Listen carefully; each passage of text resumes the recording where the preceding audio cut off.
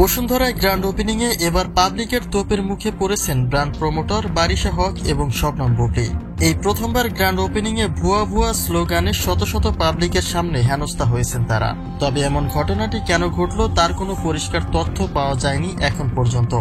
ক্যারিয়ারে এই প্রথমবার এমন কোনো পরিস্থিতি মোকাবেলা করলেন শবনম বুবলী। তবে ঘটনাস্থলের এমন পরিস্থিতি একটা ষড়যন্ত্র বলেই মনে করছেন এই চিত্রনায়িকা। পর্দার চেয়ে ভার্চুয়াল লাইফেই এখন বেশি আলোচিত শবনম বুবলী। বিশেষ করে ব্যক্তি জীবনে তার ব্যক্তিগত দ্বন্দ্ববিবাদ নিয়ে প্রায় আলোচনার হেডলাইনে উঠে আসেন এই চিত্রনায়িকা। আর তার সঙ্গে এবার যুক্ত হয়েছেন ব্র্যান্ড প্রমোটর বারিশা হক। বারিশা তার কর্মক্ষেত্রের সকল স্তরেই এখন বুবলীকে প্রেজেন্ট করেন, আর সে বিষয়টি তাদের ব্যক্তিগত জীবনে এখন নানা সময়ে নানা রকম প্রভাব তৈরি করছে। তাদের ধারণা, ব্যক্তিগত শত্রুতা থেকে বসুন্ধরায় এমন ঘটনার শিকার হয়েছেন বারিশা এবং শবনম বুবলী।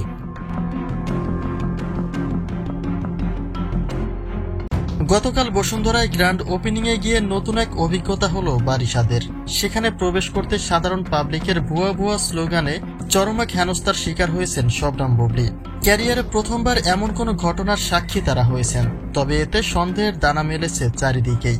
একদিকে বারিশা তনির দ্বন্দ্বের ইস্যু, আর অন্যদিকে অপু বুবলীর চলমান দ্বন্দ্ব।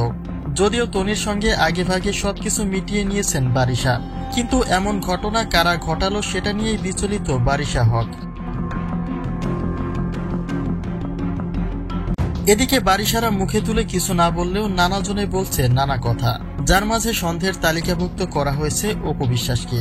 যেহেতু বুবলীর সবচেয়ে বড় শত্রু অপু বিশ্বাস, তাই হতে পারে বারিশা বুবলী দুজনকে শিক্ষা দিয়েছেন অপু বিশ্বাস।